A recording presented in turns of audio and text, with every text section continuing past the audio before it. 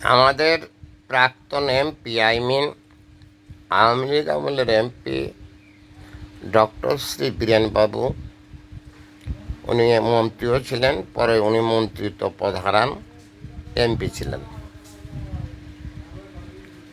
ওনার কাছে ফোন দিয়ে বহুবার আমার সমস্যার কথা বলেছি। উনি আমাকে বললেন আগামীকাল ফোন দেন। পরের দিন ফোন দিলাম, আগামীকাল ফোন দেন। আমি বললাম, দাদা আমি তো আপনার এলাকার ভোটার, আমি যে বিনা ওষুধে খুব কষ্ট হচ্ছে, অনেক টাকার ওষুধ কিনে খেতে হয়, মাসে 10,000 টাকা, আপনি আমাকে কিছু সাহায্য করেন। উনি বললো যে আগামীকাল ফোন দেন। আপনি কে? তাই আমি বললাম যে আপনার মোহাম্মদপুর যে কানুতে বাড়ি আছে আর আপনার কলেজের যে প্রিন্সিপাল আছে, ওনারা আমাকে ভালো করে চেনেন। যাই হোক, পরের দিন যথারীতি ফোন দিলাম, বললো আগামীকাল ফোন দেন। পরের দিন ফোন দিলে বললো যে আপনি আসলে একটা বেয়াদব ধরনের লোক। আমি একজন ভোটার, আমাকে বলা হলো বেয়াদব। কারণ কি? আমি ওনার কাছে কিছু ওষুধ চেয়েছিলাম। এই হচ্ছে নেতা। এরপরে মাগুরা, আমি প্রাক্তন মুসলিম হোটেলের মালিক ছিলাম। আমার নাম ফকু বলে সবাই জানে। আমার ওই হোটেলে বিএনপির একটা আখড়াই ছিল। সেটা আমার ইচ্ছাই হোক অনিচ্ছাই হোক, ছেলেপেলেরা বসতো। তারা আমার বয়সী ছিল তখন, তারা এখন অনেক বয়স্ক হয়ে গেছে। আমাদের সিনিয়র বড় ভাই ছিল কিশোর ভাই, সে আমাকে চেনে।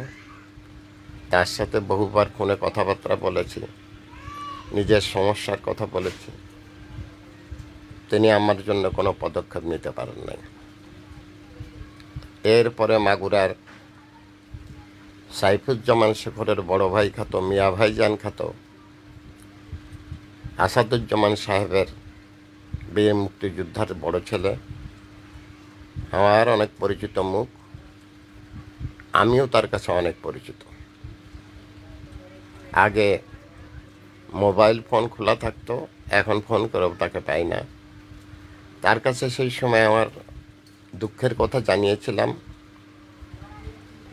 সে বলল যে দেখ, তুই একদিন আয় ভাই, ওটা আসলে দেখি আমি তোর জন্য সবার কাছ থেকে কিছু তুলে টুলে দিতে পারি কিনা।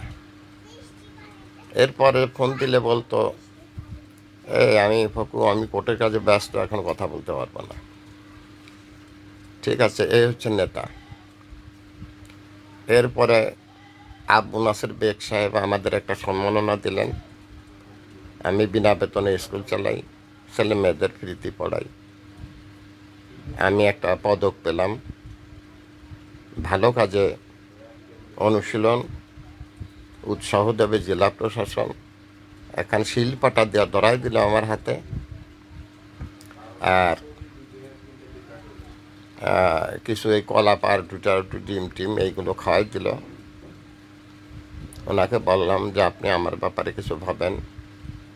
উনি বললেন যে আপনার সমস্ত কাগজপত্র ডকুমেন্ট আমার কাছে আছে, আপনাকে নিয়ে আমি চিন্তা করি, আপনি চিন্তা করবেন না, শুধু আশার বাণী। এরকম মাগুরার যারা আজকে বড় বড় নেতা, এরা আমাকে চেনে না এমন কোনো লোক নেই। তো নেতাদের চরিত্র বয়ান করতেছি।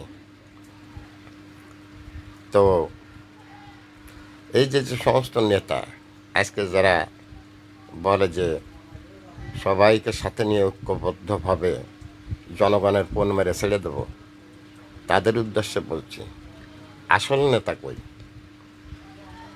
আমি যে আসল নেতা তো খুঁজে পাই না। এর ভিতরে একজন নেতার কথা একটু বলতে হবে। একসাথেই বড় হয়েছি আমি আর কাবুল, মিজানুর রহমান কাবুল। কখনো দেখা হলে ডেকে নিয়ে কিছু মিষ্টি খাওয়ানো, হয়তো এক কাপ চা খাওয়ানো, সমস্যায় পড়লে 500 টাকা 1000 টাকা দিয়ে একমাত্র মিজানুর রহমান কাবুল, মোহাম্মদপুর উপজেলা। এছাড়া আমি আমার জীবনে নেতা খুব কম দেখেছি। তো আজ আমি সমাজের কাছে, জাতির কাছে প্রশ্ন রাখতে চাই, এই যে নেতা নেতা বলে যারা চিৎকার করে, এই মোহাম্মদপুর উপজেলায় বহুত নেতা আছে, মাগুরা জেলায় বহুত নেতা আছে, জনগণ নিয়ে যারা এত চিন্তা ভাবনা করেন, ওই একজন নেতার দেখা তো আমি পাই না।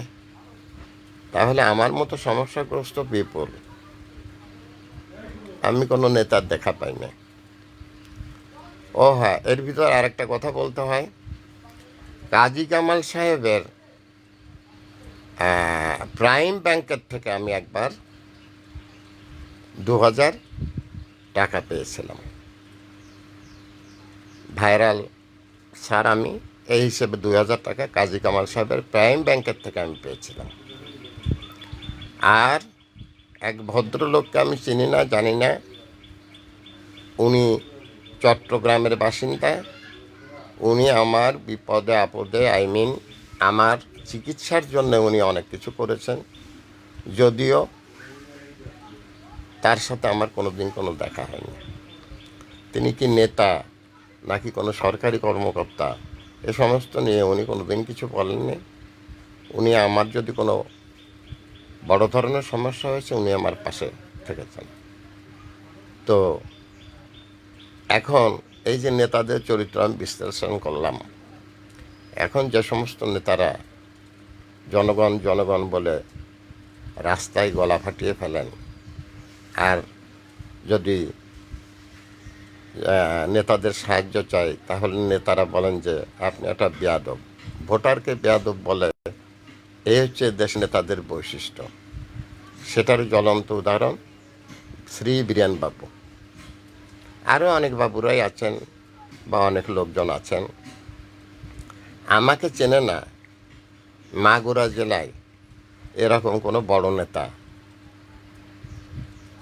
আমি জানি না। তো যাই হোক, আমি হলাম তুত তুত তুত তুত তুত তারা, মর্জিনার বাপ মার্কা মারা।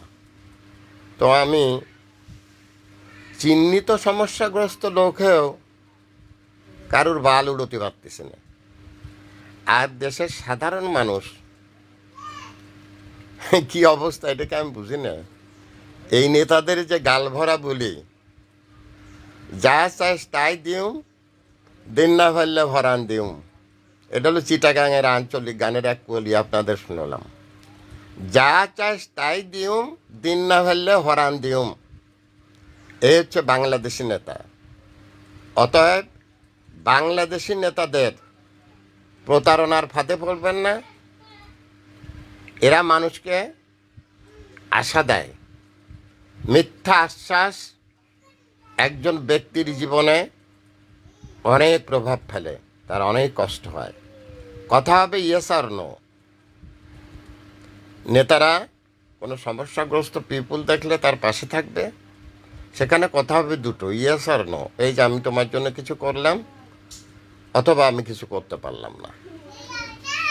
তো এই মিথ্যা আশ্বাস দিয়ে মানুষকে বিভ্রান্ত করার কোনো দরকার নেই। সো আমি যে কথাটা বলতে চাচ্ছি যে আসলে ভুয়া নেতার ভিড়ে আসল নেতার কোনো খবর নাই। এইসব নেতা যারা আছেন তারা সব লুটপাটের নেতা, গাড়ি বাড়ি করবে, জনগণের ফোন মারবে, বিদেশে বাড়ি করবে, বাংলাদেশের ব্ল্যাক মানি নিয়ে চলে যাবে। যদিও তাদের মানির নাম ব্ল্যাক মানি, কিন্তু তাদের কোনো অসুবিধা হয় না, সে টাকা তাদের বিদেশে চলে। তাদের ছেলেমেয়েরা ইংলিশ মিডিয়ামে বিদেশে পড়বে। এ হচ্ছে নেতাদের বৈশিষ্ট্য। কোন নেতার কাছে যাবেন? ভুয়া নেতায় ভরে গেছে দেশ, আসল নেতা কোথায় পাবেন? তাই আমি আজও বেঁচে আছি, আসল নেতা খুঁজি, যে আমার এলাকায় আসল নেতা কে আছেন। যদি থাকেন, আমার মোবাইল কন্ট্যাক্ট নাও 01935204804। আমার মোবাইল কন্ট্যাক্ট নাও 01935204804। যদি ভুয়া নেতার ভিড়ে কোনো আসল নেতা থাকেন, তাহলে আমার সাথে একটু সাক্ষাৎ করবেন।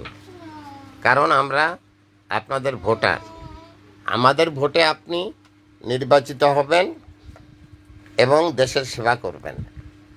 তা দেশের সেবা করার যে লক্ষণগুলো, তার কী কী গুণ আপনার ভিতরে আছে, আমার উপরে দয়া করে একটু প্রয়োগ করবেন। Thanks a lot. Viral sir, বিনা বেতনের পারিবারিক পাঠশালার শিক্ষক। মোবাইল কন্ট্যাক্ট নং 01935204804।